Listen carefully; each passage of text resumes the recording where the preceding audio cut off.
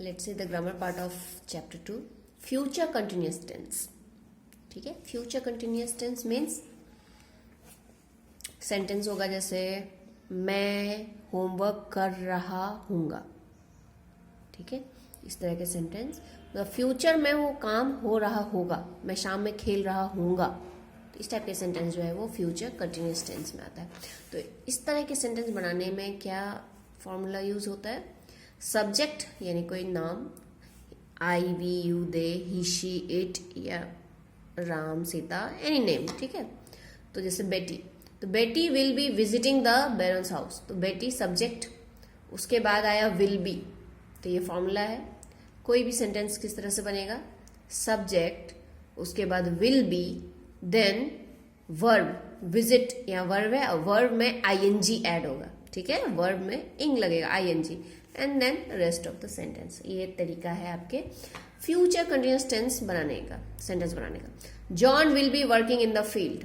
John subject है, will B लगा आपका सब्जेक्ट के बाद, एंड देन वर्ब है वर्क, और वर्क में क्या लगा? आईएनजी. ठीक है, तो ये आपका सेंटेंस बनाने का तरीका इन फ्यूचर कंटिन्यूअस टेंस. तो विल बी या शैल बी आप जानते हो हमेशा आई के साथ लगता है, एंड अदर जो भी सब्जेक्ट है उसमें विल बी लगेगा. तो चलो ये कट किया जा सकता है. Fill in the blanks with the future continuous tense form of the verbs given in the bracket. Bracket में वर्ब दिया हुआ है और इससे आपको सेंटेंस बनाना है. फ्यूचर कंटिन्यूअस टेंस है तो इसमें जो हेल्पिंग वर्ब है वो क्या लगेगा? विल बी या shall be. Manu will be studying. Manu will be studying in the evening. Manu शाम में पढ़ रही होगी. Mother will be doing some work. Mummy कुछ काम कर रही होगी. The king will be giving the wealth to his subjects. राजा अपना धन सब में दे रहा होगा. We will be going to watch a movie on the weekend. ठीक है, तो हम वीकेंड पर मूवी देखने जा रहे होंगे. They will be performing at the event. वो इवेंट में परफॉर्म कर रहे होंगे. Rewrite the following sentences in the future continuous tense. ये कुछ सेंटेंस दिए हुए हैं और इसको आपको फ्यूचर कंटिन्यूअस टेंस में चेंज करके लिखना है. आई गो बाय ट्रेन, तो आप जान रहे हो सब्जेक्ट है, सब्जेक्ट के बाद क्या लगेंगे? Will be. लेकिन यहाँ आई है तो आई में क्या लग जाएगा? Shall be. तो आई शैल बी. गो वर्ब है तो गो में क्या लग जाएगा? Ing. I shall be going by train. मैं ट्रेन से जा रहा हूँगा. आई गो बाय ट्रेन का मतलब क्या है? आई गो बाय ट्रेन, मैं ट्रेन से जाता हूं. ये रेगुलर का मैं जाता हूं. आई गो बाय ट्रेन, मैं ट्रेन से जाता हूं. और इसको फ्यूचर कंटिन्यूअस टेंस में चेंज करने के लिए आपने क्या किया? आई शैल बी लगाया आपने, फिर वर्ब में आईएनजी लगा दिया. I shall be going by train, मतलब मैं ट्रेन से जा रहा हूंगा. शायद वाले सेंटेंस होते हैं इसमें. Rita and Gita study at night. तो Rita and Gita will be studying at night. Students will be writing letter to their parents. Mr. Khanna will be teaching us maths. Renuka will be wearing a new dress. Easy है ना? Will be and verb में ing. Now use the given groups of words to form sentences in the future continuous tense. One is done for you. ये कुछ words दिए हुए हैं, इससे मिला के आपको फ्यूचर कंटिन्यूअस टेंस का सेंटेंस बनाना है. एक जैसे किया हुआ है. यहाँ क्या दिया हुआ है वर्ड? ही अटेंड मीटिंग. तो ही के बाद, ही सब्जेक्ट है तो ही के बाद आपको क्या लगाना है? Will be. तो ये विल बी है यहाँ. He will be attend verb है तो इसमें आईएनजी लगाओगे आप. तो he will be attending a meeting. Okay, now Taruna, फिर cook, then food in the kitchen. तो क्या करोगे? तरुणा सब्जेक्ट है मतलब नाम है. Taruna will be cooking. Cook क्या है? वर्ब है.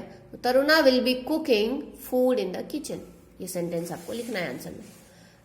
Mister Joseph will be travelling by car. Children will be playing in the park. I shall be sleeping at 11 o'clock. Rohan will be going to swimming classes this Sunday.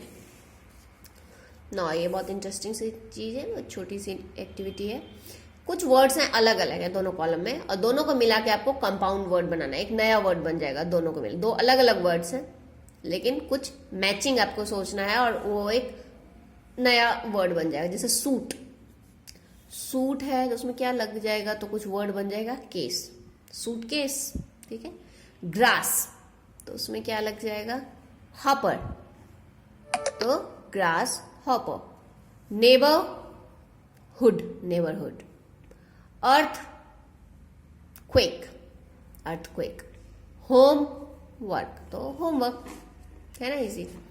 Now अब देखिए ये अब क्या है, ये एनालॉजी मीन्स, अब देखिए इन दोनों में जैसे ये सेंटेंस है और दो वर्ड में रिलेशन पता करने के बाद उसको आपको फिलअप करना है।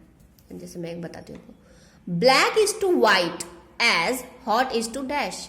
जैसे ब्लैक व्हाइट के लिए है, मतलब ब्लैक और व्हाइट में हम क्या जाना है, दोनों अपोजिट है, ब्लैक है तो white.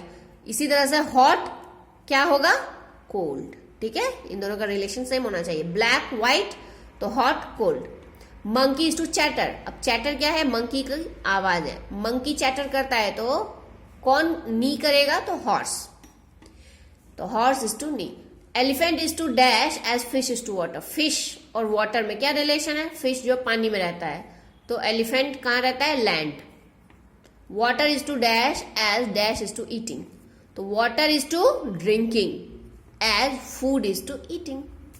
Okay fine, well complete. अब ये कुछ देखिए वर्ड्स हैं, शाउट, स्विंग, आंसर, लिफ्ट।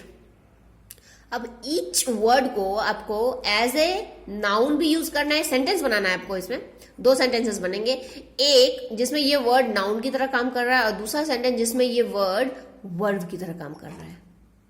आप इसके लिए इंटरनेट की मदद ले सकते हैं और उसको आप खुद से करते हैं। एग्जाम्पल जैसे शाउट है, तो शाउट जैसे ही शाउटेड एट मी, एक वर्ड हो गया। और दूसरा हो गया डोंट शाउट एंड लिसन, या he kept shouting at me. तो ये दोनों के बारे में आपको जानकारी आपको नेट से लेना है और फॉर्म करना है, दो सेंटेंसेस फॉर ईच।